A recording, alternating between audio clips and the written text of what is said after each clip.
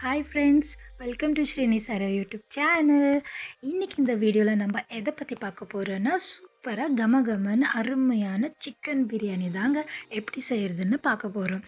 So வாங்க friends, வீடியோக்குள்ளே போகலாம்.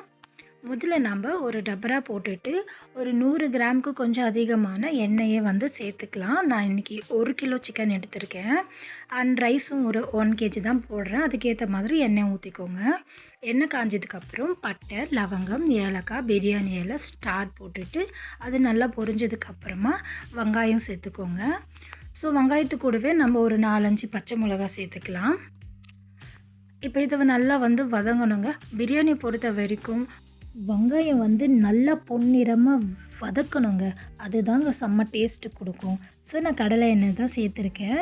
பாருங்கள், இந்த அளவுக்கு நல்லா பொன்னிறமாக இந்த அளவுக்கு வதங்கினதுக்கப்புறமா நம்ம தக்காளி பழம் சேர்த்துருக்கோம். ஸோ தக்காளி பழமும் நல்லா வதங்கணுங்க. அதுக்கு முன்னாடி நம்ம கொஞ்சமாக புதினா சேர்த்துக்கலாம். இப்போ நல்லா மிக்ஸ் பண்ணி விட்டுட்டு நல்லா தொக்கு மாதிரி ஆகிற வரைக்கும் விடலாம். ஸோ நீங்கள் இதுக்கு இடையில் அப்பப்போ கொஞ்சோண்டு புதினா போட்டிங்கன்னா ரொம்ப வாசனையாக இருக்கும், ரொம்ப நல்லாவும் இருக்கும். ஸோ பார்த்திங்கன்னா இந்த அளவுக்கு தொக்கு ஆனதுக்கப்புறமா நான் ஏற்கனவே கழுவி வச்சுருக்கிற சிக்கனை இப்போது இதோட சேர்த்துக்க போகிறேன். ஸோ நீட்டாக மஞ்சத்தூள் போட்டு கழுவி வச்சுருக்கேன். ஸோ நீங்களும் மஞ்சத்தூள் போட்டு சிக்கனை கழுவி வச்சுருங்க. அதுக்கப்புறமா தண்ணியெல்லாம் இருந்ததுக்கப்புறமா சிக்கன் சேர்த்துக்கோங்க. சிக்கன் நல்லா கலர் மாறுற அளவுக்கு வதக்குங்க. அதுக்குள்ளே அவசரப்பட்டு மசாலா பவுடர் போட வேண்டாம். ஸோ எந்த அளவுக்கு இந்த சிக்கன் பீஸ் எல்லாம் தனித்தனியாக வருதோ அந்த அளவுக்கு சிக்கன் ரொம்ப டேஸ்ட்டாக இருக்கும். ஸோ இந்த மாதிரி ஆனதுக்கு அப்புறமா இப்போ நம்ம இந்த டிஷ்ஷுக்கு தேவையான அளவுக்கு மசாலாங்களை சேர்த்துக்கலாம். ஸோ இப்போ நான் மிளகாத்தூள் சேர்க்க போகிறேன். ஸோ மிளகாத்தூள் வெறும் மிளகாத்தூள் தான் சேர்க்குறேன். சக்தி மிளகாத்தூள் தான் நான் இப்போ சேர்க்குறேன். என்னடா அப்படியே கொட்டுறோன்னு நினைக்காதீங்க. ஒரு 2-3 டேபிள் ஸ்பூனுக்கு அவ்வளோ அளவுக்கு ஒரு அளவோடு தான் போட்டுட்ருக்கோம். ஸோ நீங்களும் பார்த்து அளவோடு போட்டுக்கோங்க. ஏன்னா அது வெறும் மிளகாத்தூள். ஸோ இப்போது கல் உப்பு சேர்த்துக்கோங்க. உப்பு கொஞ்சம் நிறையவே சேர்த்துக்கோங்க. ஸோ அப்போ தான் சாதம் வடித்து போடும்போது நம்மளுக்கு உப்பு கரெக்டாக இருக்கும், இல்லைன்னா கம்மியாயிடும். ஸோ இதில் ரொம்ப முக்கியமான இன்னொரு பொருள் என்னென்னா தயிருங்க. தயிர் தாங்க இதுக்கு ரொம்ப டேஸ்ட் கொடுக்கும். ஸோ தயிர் சேர்த்துட்டு நல்லா மிக்ஸ் பண்ணிவிட்டு கொஞ்ச நேரம் தொக்கு ஆகிறதுக்கு விட்டுடுங்க.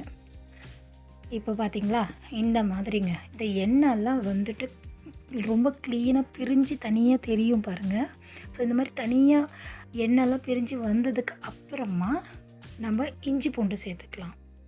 ஏன்னா நம்ம முதல்ல சேர்த்துட்டோம்னா அடி பிடிக்க ஆரம்பிச்சிடும், சிக்கன் வேகாது அப்புறமா. அதனால் நம்ம இப்போ லாஸ்ட்டில் இஞ்சி பூண்டு பேஸ்ட்டை சேர்த்துட்டு இன்னொரு வாட்டி நல்லா மிக்ஸ் பண்ணிவிட்டு சிம்மில் மூடி வச்சிடலாம். ஸோ சிம்மிலேயே அது தொக்கு ஆகிட்டே இருக்கணுங்க. அப்பப்போ இடையில போய் கிளறி விட்டுடுங்க.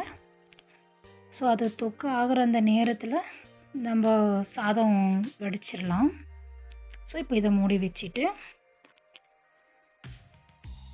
ஸோ பார்த்திங்களா, உங்களுக்கு இப்போ தெரியும்னு நினைக்கிறேன். எப்படி இருக்குது பாருங்கள் தொக்கு. ஸோ சூப்பராக வந்திருக்கு பார்த்திங்களா. இந்த மாதிரி இருக்கணுங்க. ஸோ இப்போ நான் ஆஃப் பண்ணிட்டேன், கேஸ் ஆஃப் பண்ணிட்டேன். ஏன்னா தொக்கு ஆயிடுச்சு, நல்லா சுண்டிடுச்சு. ஸோ இப்போ நம்ம சிக்கன் வெந்திருக்கா இல்லையான்னு சொல்லிட்டு பார்த்துக்கலாம். பார்த்திங்களா, கொஞ்சம் சூடாக இருக்குங்க, இல்லை ரொம்பவே சூடாக இருக்குது. பார்த்திங்கன்னா சிக்கன் அப்படியே பஞ்சு மாதிரி இருக்குங்க, பஞ்சு மாதிரி வெந்துருச்சுங்க, பூ மாதிரி இருக்குங்க, அப்படியே சொல்லலாம்ல. ஸோ இது பார்த்திங்களா, நல்லா இந்த மாதிரி சிக்கன் வெந்துருச்சு. இப்போ இதை நம்ம அப்படியே வாயில் போட்டுக்கலாம். ஏன்னா அதில் போட வேண்டாம், சாப்பிட்றலாம். அப்புறமா நம்ம கை கழுவிட்டு இப்போ ரைஸ் வச்சுருக்கேன். ரைஸ் வெந்துட்டுருக்கு பாருங்கள். பச்சரிசி, சோனா மசூரி அரிசி தாங்க எடுத்திருக்கோம். ஸோ அரிசி நம்ம சாதம் வடிக்கும் போது ஒரு விஷயம் கவனிங்க, ரொம்ப வேகக்கூடாது, அதே மாதிரி ரொம்ப அரிசியாகவும் இருக்கக்கூடாது. இப்போ பார்த்திங்கன்னா பாருங்கள், ஒரு சாதம் எடுத்து இப்படி நீங்கள் அழுத்துனீங்கன்னா இந்த மாதிரி அமுங்கணும், இல்லைன்னா அந்த மாதிரி உடையணுங்க. ஸோ இந்த மாதிரி ஸ்டேஜில் நீங்கள் சாதத்தை வடிக்கிறது தான் நல்லது. ஸோ வடிக்கிறதுக்கு முன்னாடி கொஞ்சமாக அதில் புதினா இலை சேர்த்துனிங்கன்னா அந்த சாதமே நல்லா கமகமன்னு வாசனையாக இருக்கும். இது ஒரு சின்ன டிப்பு தான். ஓகேவா? ஸோ சேர்த்துட்டு நம்ம சாதத்தை வடிச்சிடலாம். ஸோ இப்போ சாதம் வடித்தாச்சுங்க. பார்த்திங்கன்னா தொக்கு ரெடியாக இருக்குது. ஸோ நம்ம வடித்த சாதத்தை நம்ம வந்து தொக்கில் சேர்த்துடலாம். இதில் ஒரு விஷயம் பாருங்கள், சில பேர் வந்துட்டு ரொம்ப அரிசியாக இருக்கும்போது தெரியாமல் வடிச்சிருவாங்க. ஆனால் கவலை வேண்டாம். நீங்கள் வந்து தொக்கில் போட்டுட்டு நீங்கள் ஒரு தடவை பாருங்கள். இப்படி எடுத்து பார்த்தீங்கன்னா அரிசியாக இருக்குதுன்னு தெரிஞ்சால் உடனே நீங்கள் தம் போட்டுருங்க. அரிசி கொஞ்சம் நல்லா வேகும். ஆனால் நீங்கள் மிக்ஸ் பண்ணிட்டீங்கன்னா அந்த எண்ணெய்லாம் மசாலாலாம் பட்டுடுச்சுன்னா மறுபடியும் நீங்கள் எவ்வளோ நேரம் நீங்கள் தம்மில் வச்சாலும் சிம்மில் வச்சாலும் வேகாது. ஸோ இது ஒரு சின்ன டிப்பு தாங்க, எனக்கு தெரிஞ்சதை நான் சொல்கிறேன். ஸோ இப்போ இது கரெக்டாக இருக்குங்க. ரொம்ப வேகவும் இல்லை, ரொம்ப அரிசியாகவும் இல்லை. அதனால் நாங்கள் இப்போவே இதை வந்து கலந்துடுறோம். ஸோ இப்போவே நாங்கள் மிக்ஸ் பண்ணிடுறோம். பார்த்திங்கன்னா பாருங்கள், நல்லாவே சாதம் வந்துட்டு கரெக்டாக இருக்குது, கரெக்டான அளவில் இருக்குது. ஸோ இப்போ நம்ம இதை சாதம் கலக்கிடலாம். ஃப்ரெண்ட்ஸ், சொல்லுங்கள், எத்தனை பேருக்கு பிரியாணி வந்து தொக்கு ஆகும் போதே பசி எடுக்கும். சிலருக்கு வந்து இந்த மாதிரி கலரும் போது அந்த வாசனையில் ஒரு பசி எடுக்கும் பாருங்கள். சீக்கிரம் போடுங்கப்பா சாப்பாடுங்கிற மாதிரி இருக்கும் ஃப்ரெண்ட்ஸ். இப்போ உண்மையிலே எனக்கு ரொம்ப பசிக்குது ஃப்ரெண்ட்ஸ். ஸோ நான் சாப்பிட போகிறேன். ஏன்னா பிரியாணியை பொறுத்த வரைக்கும் டபரா இறக்கி வச்சு சாதத்தை கலக்கின அடுத்த செகண்டே சுட்ட சுட்ட ஆவி பறக்க சாப்பிடணும் ஃப்ரெண்ட்ஸ். அதுதான் செம்மையாக இருக்கும் ஃப்ரெண்ட்ஸ்.